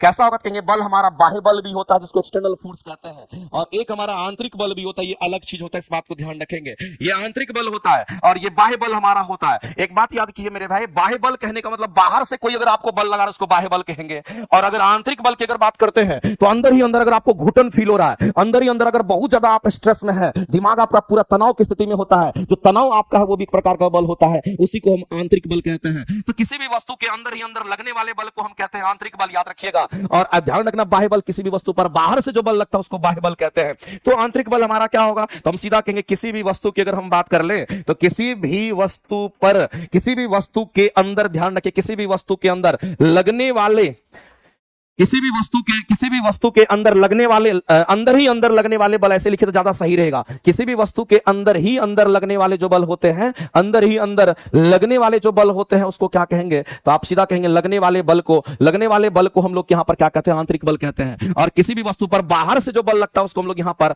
एक्सटर्नल फोर्स के नाम से जानते हैं। और बाह्य बल को ही आरोपित बल कहा जाता है। ये लाइन भी आपको ध्यान रखना, इसी को हम लोग कहते हैं अप्लाइड फोर्स, और इसी को हम कहते हैं कि बाह्य बल की बात करते हैं। बाहरी बल लगाकर खींच रहे हैं, बाहरी बल करके धक्का दे रहे हैं, तो ये एक्सटर्नल फोर्स में आता है, इसी को हम लोग कहते हैं, ध्यान रखेंगे। अंतर आणविक बल अलग चीज होता है। मॉलिक्यूल्स के बीच जो बल लगता है उसकी बात करते हैं। तो ये कणों के बीच में जो बल बात कर रहा था उसकी बात कर रहे हैं, वो आकर्षित नेचर का ही होता है। और याद रखना, वही हमारा अंतर आणविक बल होता है, जिसको हम लोग स्वसंजक बल और असंजक बल कहते हैं। अंतर आणविक बल याद रखना कभी हमारा विकर्षित नहीं होगा, ये केवल और केवल आकर्षित नेचर का होता है। ये भी याद रखना, लिख लेना, क्योंकि ये सब छोटे छोटे पॉइंट्स हैं और आपके कंसेप्ट ही होते हैं। अगला बताइए, प्लाज्मा पदार्थ की चौथी अवस्था है, इसमें कहीं से कोई दिक्कत नहीं है, आप सीधा आंसर टिक आउट करोगे। अगला क्वेश्चन कहता है मेरे भाई यहां पर कि सिलेंडर में भरा हुआ द्रवित पेट्रोलियम गैस, मेरे भाई जब कभी भी एलपीजी की अगर हम बात करते हैं, तो आपको मैं बता देना चाहता हूं, ये जो हमारा एलपीजी गैस हमारा होता है, इस एलपीजी गैस की अगर बात करते हैं, अगर ये सिलेंडर के अंदर अगर देखिएगा, तो ये किस स्थिति में होता है? ये क्वेश्चन पूछा गया है कि सिलेंडर के अंदर हमारा कैसा होता है? ये सिलेंडर के अंदर ये द्रव अवस्था में होता है, ये बात आपको ध्यान रखना है।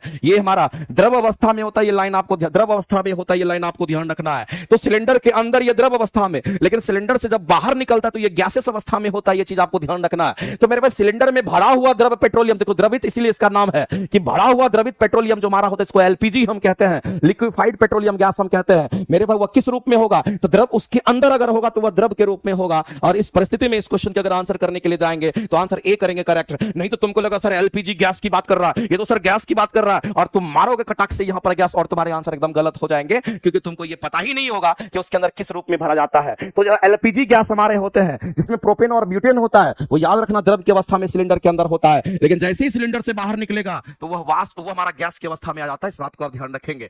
आगे चलते हैं, अगला क्वेश्चन कहता है कि किसी खौलते हुए द्रव का तापक्रम हमारा क्या होगा? तो यहां पर खौलते हुए टर्म यूज किया गया, उसको समझिएगा। अगर आपके सामने में ये टर्म बोला है कि खौलते हुए बोला है, तो आप एक लाइन में जान लीजिए मेरे भाई, अगर कोई खौलते हुए द्रव की अगर बात कर रहा है तो समझ लेना ये हमारा जो वैसा द्रव जो हमारा बॉइल हम सीधा कहेंगे हम बॉइलिंग की यहां पर बात कर रहा है। खौलता द्रव कहने वाला बॉइलिंग की बात कर रहे हैं, इस बात को आप ध्यान रखेंगे।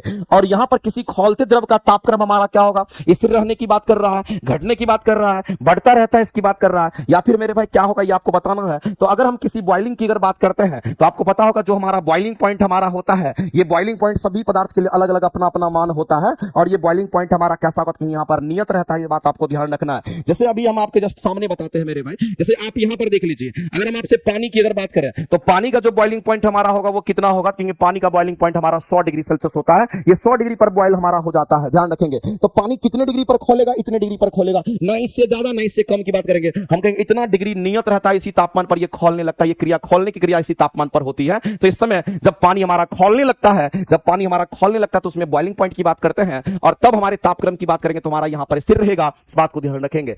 आगे मेरे भाई वही क्वेश्चन यहां पर रिपीट हो गया, आगे चलते हैं। अगला कहता है कि किसी ठोस पदार्थ का द्रव्यमान उसके द्रव के रूप का क्या होगा। तो आपको बताना मेरे भाई, किसी ठोस पदार्थ के द्रव्यमान की बात कर रहा है, मेल्टिंग पॉइंट ऑफ सॉलिड्स की बात कर रहा है। यहां पर इंग्लिश हिंदी समझ में नहीं तो आप इंग्लिश पढ़ लीजिए, कोई दिक्कत नहीं है। अगर मेल्टिंग पॉइंट ऑफ सॉलिड्स की बात करता है तो एक एग्जांपल आप यहां पर ध्यान रखना मेरे भाई, जैसे कि अगर बर्फ की हम बात करते हैं और ये बर्फ अगर हमारा यहां पर पानी बन रहा है तो जाहिर सी बात है ये बर्फ हमारा सॉलिड फेज में होता है, इसको सॉलिड कहते हैं। और जो पानी हमारा होगा इसको हम लोग लिक्विड कहते हैं, इसमें कहीं से कोई दिक्कत वाली बात नहीं है। लेकिन बर्फ का पानी बनना कहीं ना कहीं मेरे भाई यहां जो प्रोसेस हमारा हो रहा होगा, इसी प्रोसेस को हम लोग मेल्टिंग कहते हैं। यही हमारा मेल्टिंग का प्रोसेस होता है, ये बात आपको ध्यान रखना, यही मेल्टिंग का प्रोसेस होता है। और एक बात जान लीजिए मेरे भाई कि अगर हम लोग जानते हैं पानी की अगर बात करते हैं, अगर हम पानी की बात करते हैं तो पानी का जो मेल्टिंग पॉइंट होता है वो हमारा कितना होता है, या फिर हम कहेंगे बर्फ का जो मेल्टिंग पॉइंट होता है हमारा कितना होता है। तो मेल्टिंग पॉइंट की अगर बात करेंगे तो हमारा मेल्टिंग पॉइंट यहां पर 0 डिग्री सेल्सियस होता है, ये बात आपको पता होना चाहिए। जैसे कि आप यहां देख लीजिए, अगर हम बर्फ से क्या बना दिए तो पानी बना दिए, अगर बर्फ से पानी बनाए तो 0 डिग्री सेल्सियस पर होगा। दूसरी बात मेरे पानी से अगर बर्फ बन जाएगा फिर भी 0 डिग्री सेल्सियस पर होगा। लेकिन आपको ध्यान रखना है, अगर ये उल्टा हो गया तो इसको हम लोग फ्रीजिंग कहते हैं, इसको हम लोग फ्रीजिंग कहते हैं, ध्यान रखना। इसी को हम लोग हिमांक कहते हैं, ये बात आपको ध्यान रखना है।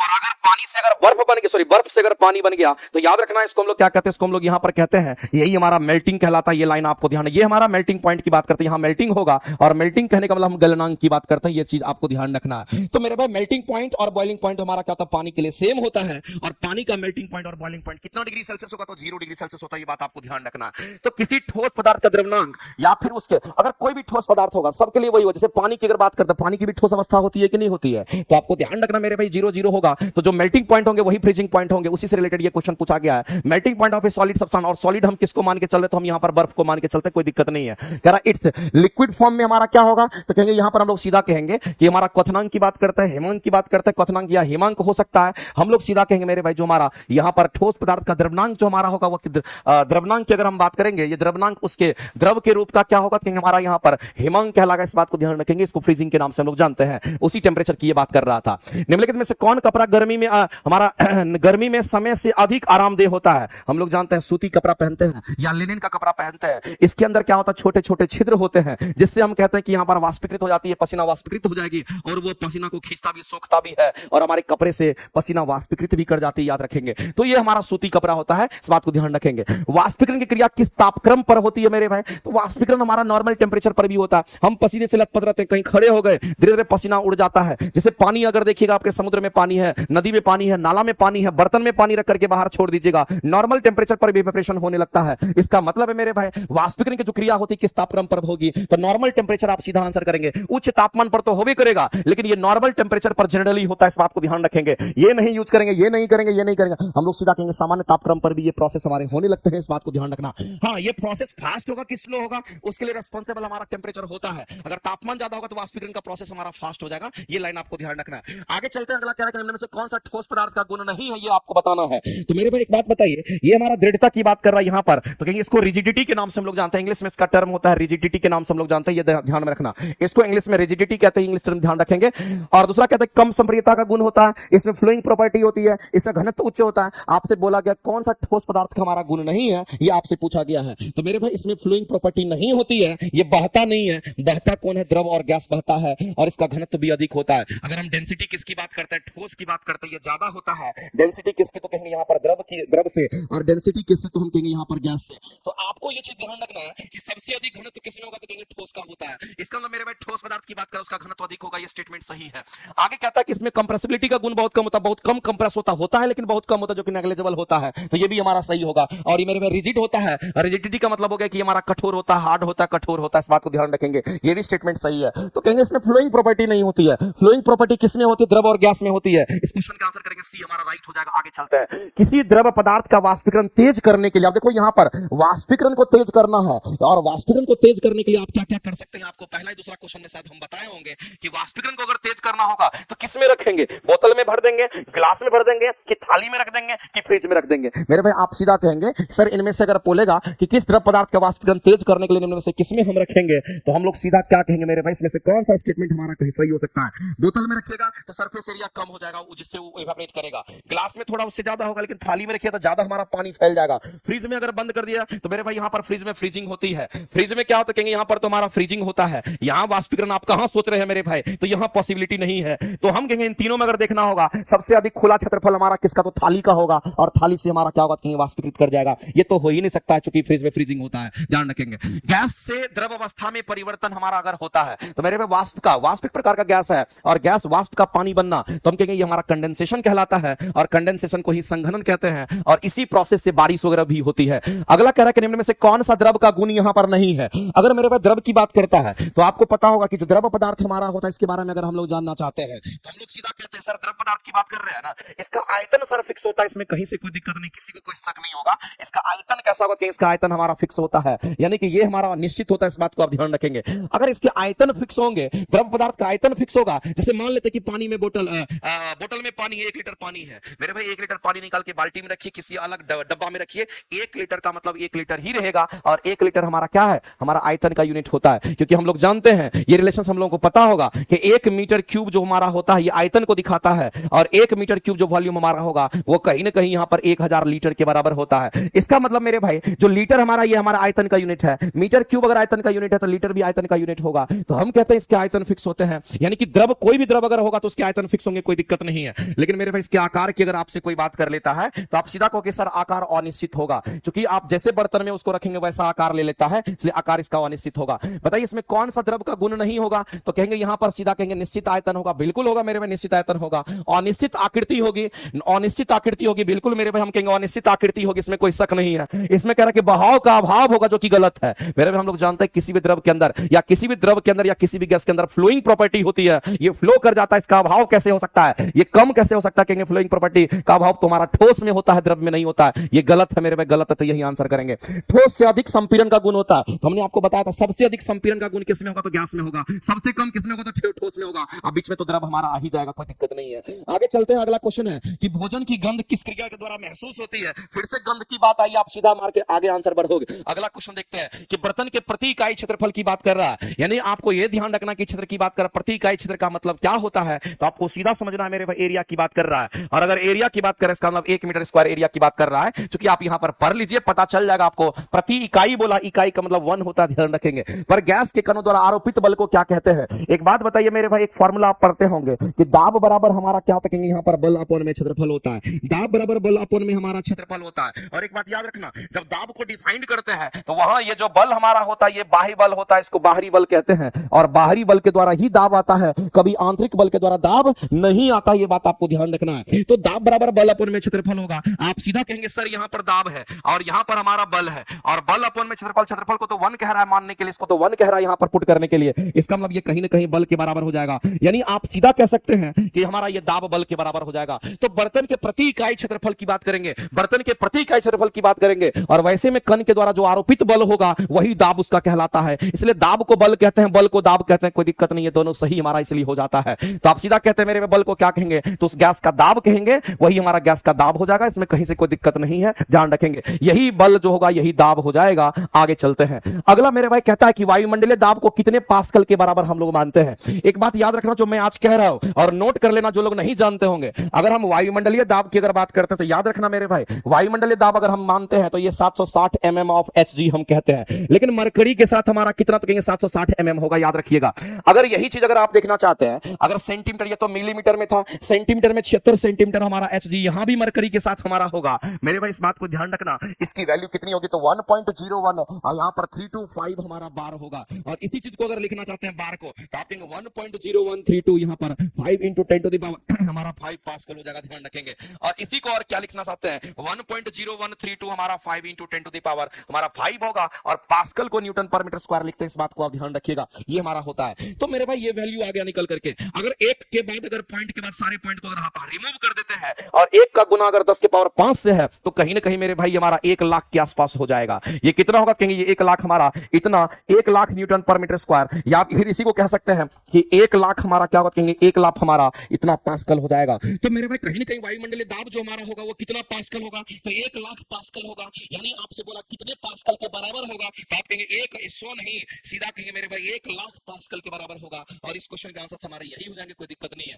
एक बात और नोट करके हम बताते हैं मेरे भाई, हमको लगता है कि ये बात सभी लोगों को जानना चाहिए। जैसे वायुमंडलीय दाब की जो वैल्यू हम लोग पढ़ते हैं, वायुमंडल दाब की वैल्यू हम लोग पढ़ते हैं कि 760 mm ऑफ Hg हमारा होता है। ये बात मेरे भाई एक एक बच्चे को पता होगा, इसमें कहीं से कोई दिक्कत नहीं है। लेकिन एक बात आपको और ध्यान रखना है, अगर पारा के साथ अगर देखिएगा तो इतना होगा, लेकिन पानी के साथ कितना होगा तो याद रखिएगा 10.3 मीटर होता है, और इतना मीटर ऑफ हमारा H2O की हम बात करते हैं। मेरे भाई ये वो डेटा हम आपको दिए हैं जो आपको भीड़ से पूरी तरीके से अलग करेगा। बहुत बच्चे को ये पता होगा, बहुत बच्चे को सब कुछ घोटा हुआ होगा, लेकिन बहुत बच्चे ऐसे होंगे जिनको ये नहीं पता होगा कि अगर पानी के साथ अगर मेजरमेंट करेंगे तो इस पानी के साथ उसमें कितना हाइट मेजरमेंट होगा, 10.3 मीटर होता है। और ये आपके एग्जाम का क्वेश्चन है, बीपीएससी क्या कई बार सारे एग्जाम में ये पूछा गया है। तो 760 mm ऑफ Hg तो आप पढ़ते हैं, लेकिन ये कौन ध्यान रखेगा इतना मीटर। मेरे भाई ये पानी के केस में ऐसा होता है, वैल्यू आपको उतना ही मिलना है, ये वैल्यू जितना देगा उतना ही वैल्यू ये भी देगा। लेकिन अगर पारा के साथ तो इतना mm लेंगे, और अगर पानी के साथ लेंगे तो इतना mm लेंगे। इसलिए बैरोमीटर जो वायुमंडलीय दाब को मापता है, उस बैरोमीटर में हम लोग पारा भरते हैं, न कि उसमें पानी भरते हैं। अगर पानी भरिएगा तो इतना मीटर ऊंचा हो जाएगा और उतना बड़ा बैरोमीटर हो जाएगा। और इसीलिए मेरे भाई इस पर डिजाइन नहीं करते हैं, लेकिन ये वैल्यू डिसाइडेड है और ध्यान रखना आपको, ठीक है। चलिए आगे चलते हैं।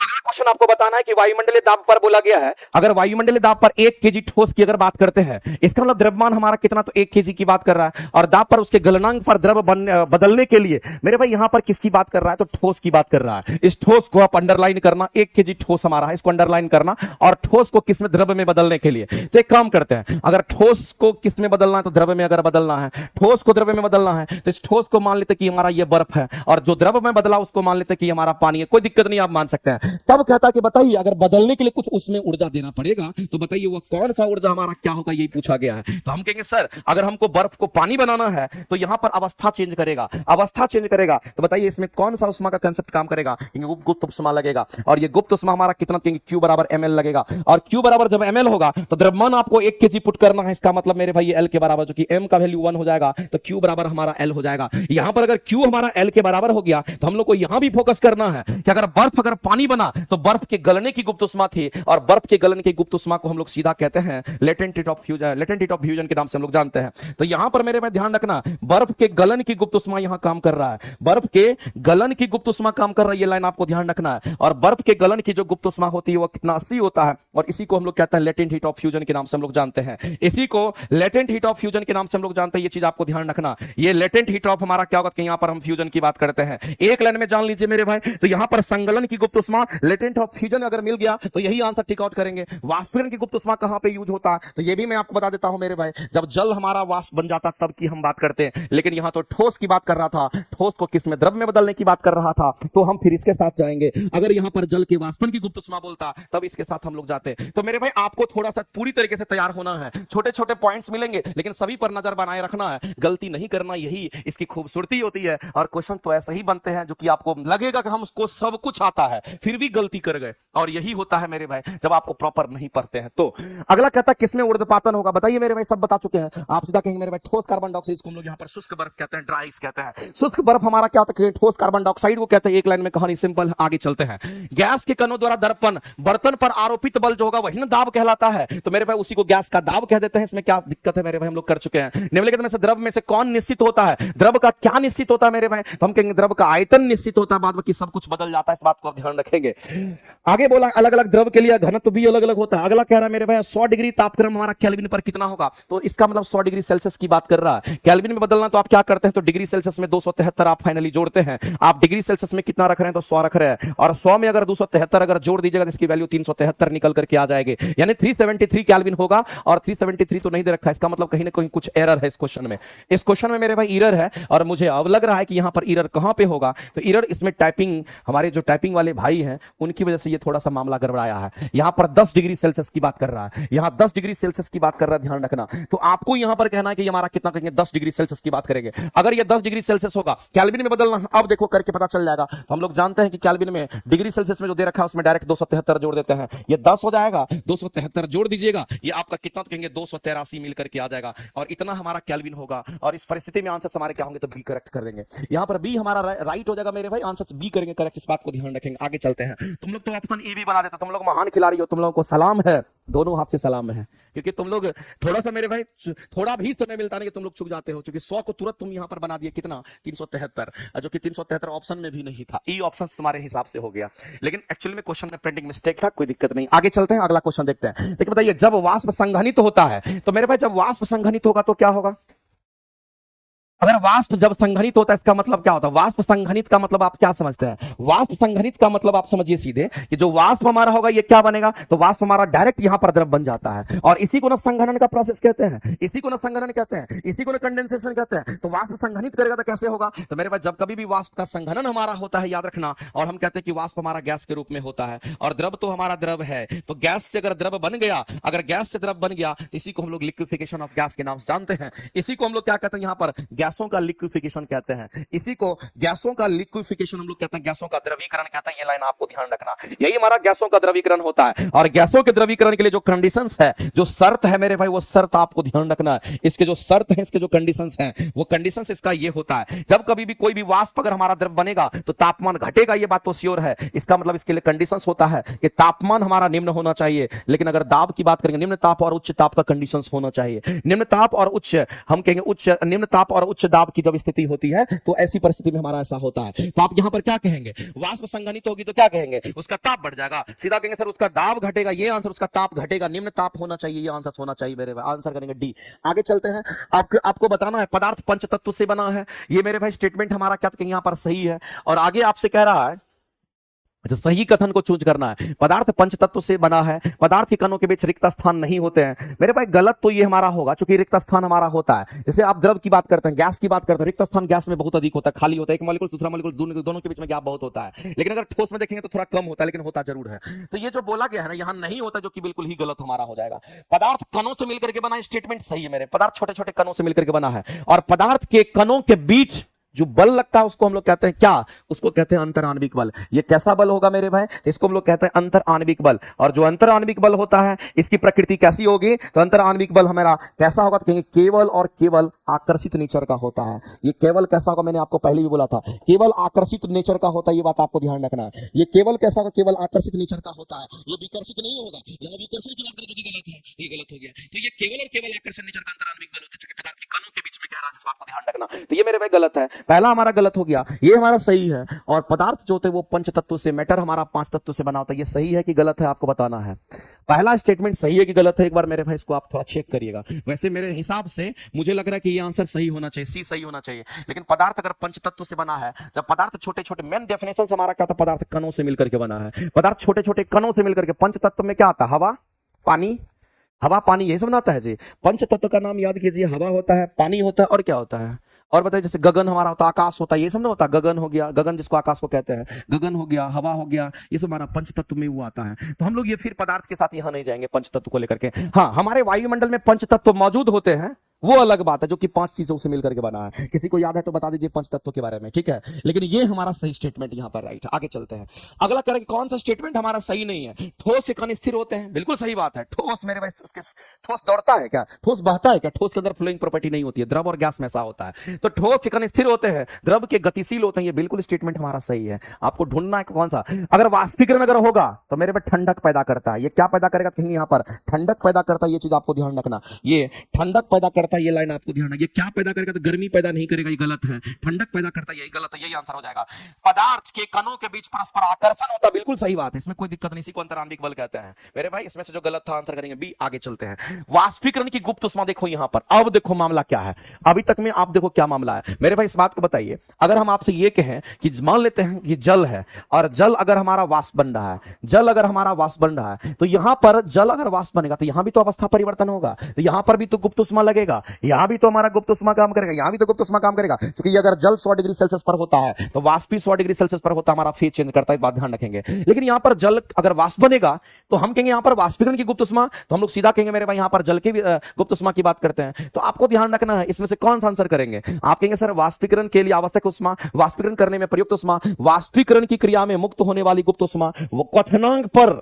मेरे भाई यही स्टेटमेंट मुझे सही लग रहा है कि क्वथनांक पर होना बहुत सही है, क्योंकि क्वथनांक का मतलब होता है 100 डिग्री सेल्सियस की बात कर रहे हैं। कितना डिग्री, तो 100 डिग्री सेल्सियस। 1 केजी द्रव्यमान भी बोल दिया, एम की वैल्यू कितनी, तो 1 केजी बोल दिया, इसमें कोई दिक्कत नहीं है। और द्रव को क्या, तो कहेंगे द्रव को वाष्प बनाना है, इसका मतलब मेरे भाई द्रव, ये द्रव है और ये वाष्प है। जल हमारा किस अवस्था में, कहेंगे द्रव अवस्था में, वाष्प तो वाष्प है ही, इसमें कोई दिक्कत नहीं है मेरे भाई। इस बात को बताइए कि गुप्त उष्मा आप इसमें दीजिएगा ना, तो जो गुप्त उष्मा दीजिए Q बराबर ml दीजिएगा, और m की वैल्यू क्वेश्चन में कह रहा है कि 1 लेना है। बताओ यहां पर 1 अगर लेंगे तो ये l के बराबर हो जाएगा, m का मान 1 हो जाएगा, तो ऐसी परिस्थिति में हम कहेंगे यहां पर Q बराबर L हो जाएगा। लेकिन ये जो Q बराबर L हुआ, ये क्या हुआ मेरे भाई, तो आप कहेंगे ये हमारा जल के वाष्पन की गुप्त उष्मा है, यही हमारा जल के वाष्पन की गुप्त उष्मा। इस बात को ध्यान रखेंगे और याद रखिएगा जल के वाष्पन की गुप्त उष्मा कितनी होती है, तो याद रखना ये हमारा 536 कैलोरी पर ग्राम होता है। 536 कैलोरी पर ग्राम याद रखेगा, कहीं कहीं पर 540 लिखेगा, लेकिन एग्जैक्ट मान हमारा 536 इतना कैलोरी पर ग्राम होता है, ध्यान रखेंगे मेरे भाई। इस तरीके से क्वेश्चन बनाया जाता है। आगे चलते हैं, किस पदार्थ की आकृति और आयतन दोनों अनिश्चित होते हैं।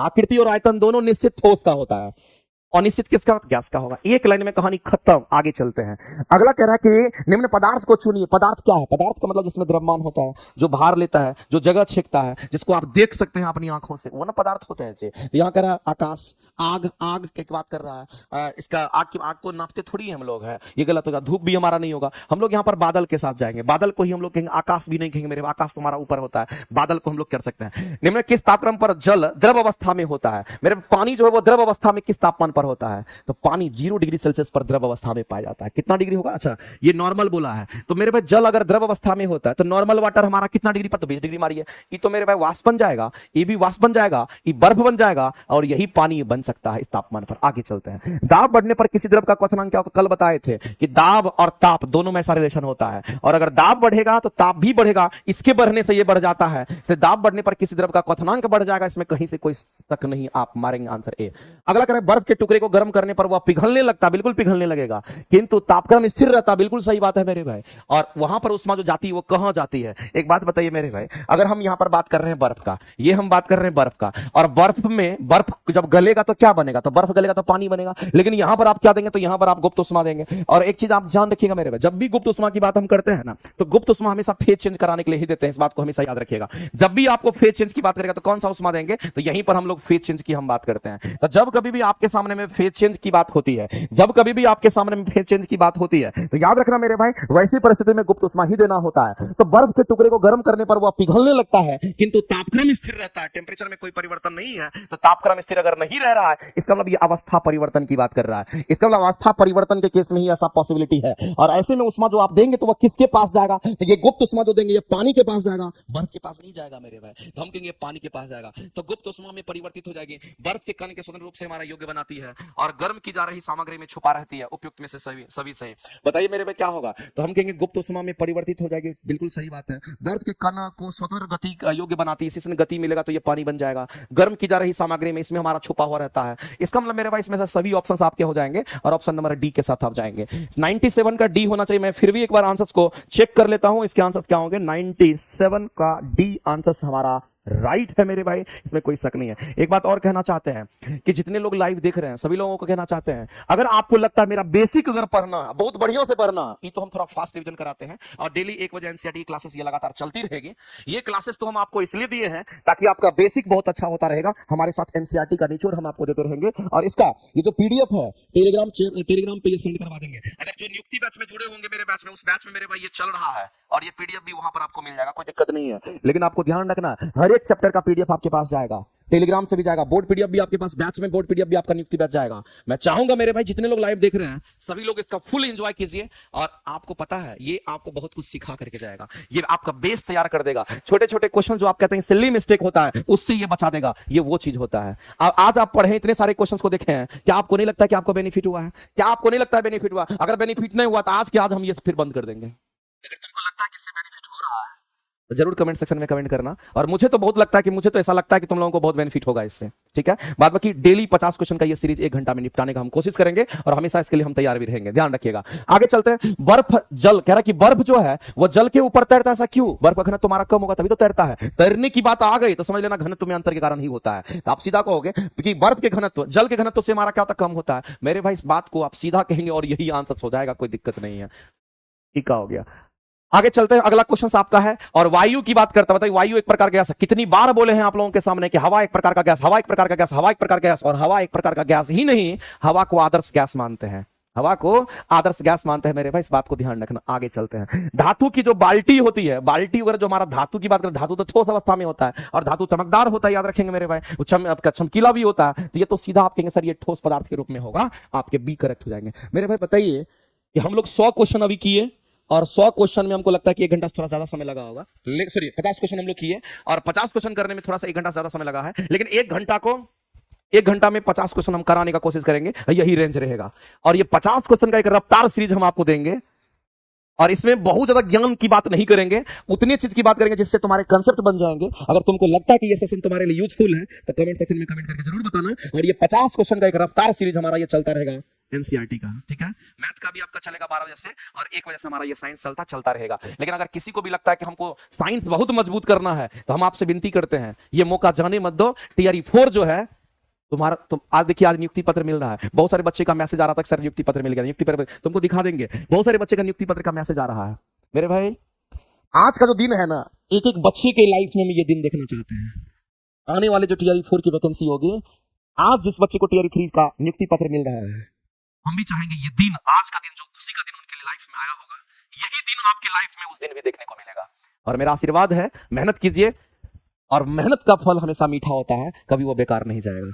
आप देखिएगा उस दिन याद कीजिएगा सर बोले थे। और मैं अपने तरफ से कहना चाहता हूं, मैं आपके लिए काफी डेडिकेटेड हूं, बस आपको डेडिकेशन के साथ मेहनत करना है, सफलता श्योर मिलेगी। अगर किसी को लगता है साइंस बहुत वीक है, आप आइए मेरे साइंस के फाउंडेशन क्लास में, जो साइंस टीआरई 4 के लिए हमारी क्लासेस चलती है। मैं आपको थोड़ा सा बता देना चाहता हूं, अगर किसी को लगता है कि हमको साइंस स्पेशल क्लासेस करना है, और अगर साइंस में अगर आपको लगता है कि 6 to 8 हमें करना है, अगर किसी को भी ऐसा लगता है कि हमको 6 to 8 के लिए करना है, अगर किसी को लगता है 6 to 8 के लिए करना है, अगर किसी को भी लगता होगा कि हमको नहीं 6 to 8 के साथ साथ हमें क्या चाहिए, तो 6 to 8 तो चाहिए सही है, साथ साथ ही आपको 9 10th भी चाहिए। अगर किसी को ऐसा लगता होगा, और किसी को ऐसा भी लगता होगा केवल टीजीटी हमको यहां पर केवल टीजी 9 10th चाहिए, केवल टीजीटी आपको 9 10th चाहिए मेरे भाई, ये साइंस की क्लासेस आपको फिजिक्स, केमिस्ट्री और बायोलॉजी की हम बात कर रहे हैं, फिजिक्स केमिस्ट्री और बायो की हम बात कर रहे हैं, ये तीनों क्लासेस मेरे द्वारा आपको कराया जा रहा है। और इस बार याद रखिएगा, ये अगर ऑफलाइन में क्लासेस करना है, अगर आपको लगता है कि हम ऑफलाइन में अच्छा कर पाएंगे, ऑफलाइन में ये क्लासेस करना है, तो ऑफलाइन पटना आना पड़ेगा आपको। पटना आकर के भिकना पहाड़ी मोड़ आना पड़ेगा, और इसी भिकना पहाड़ी मोड़ पर आपको ये क्लासेस आपको मिलेगा। होली के बाद हम कहेंगे मेरे भाई हमारी बैचेस इसमें आ रही है, इसको करेंगे आप। और याद रखिएगा ये जो साइंस की क्लासेस है ये तो ऑफलाइन की बात हो गई। अगर किसी को लगता है कि नहीं हम सर घरे से पढ़ लेंगे, तो कोई दिक्कत नहीं, आपको मेरे भाई ऑफलाइन का मजा ऑनलाइन में भी मिलेगा। और ऑनलाइन की जो क्लासेस है, इस क्लासेस में भी आपको याद रखिएगा आरंभ बैच की हम बात कर रहे हैं। हम किसकी बात कर रहे हैं, तो हम यहां पर आरंभ बैच की बात कर रहे हैं। याद रखिएगा ये आरंभ बैच मेरे भाई साइंस के लिए बहुत ही ज्यादा यूजफुल बैचेज है। अगर किसी को लगता है कि न्यू बैचेज चाहिए, कंप्लीट न्यू बैच है मेरे भाई, ये कंप्लीट हमारा न्यू बैच है, इस बात को ध्यान रखना, ये कंप्लीट न्यू बैचेज है। अब आप कहिएगा सर आप तो कोर्स बेचने के लिए बात कर रहे हैं। अरे भाई हम कोर्स बेचने की बात नहीं करते हैं, हम आपको जगाने की बात करते हैं। आप सोए हुए हैं, आपको जगाने की बात करते हैं, आपके लिए इतना खड़े होकर के मेहनत करते हैं। और अगर आप ऐसा सोचते हैं तो शायद आपसे बड़ा कायर कोई नहीं हो सकता है। हम तुम्हारे लिए सारी सुविधा उपलब्ध कराने की बात करते हैं, और तुम ऐसा बोलोगे तो ये कहीं से भी मेरे भाई ये शोभा नहीं देता है। खास करके जिस चीज की तुम तैयारी कर रहे हो उसमें बहुत ही तुम्हारा प्यार और बहुत ही स्नेह और बहुत ही ज्यादा रिस्पेक्ट की जरूरत होती है।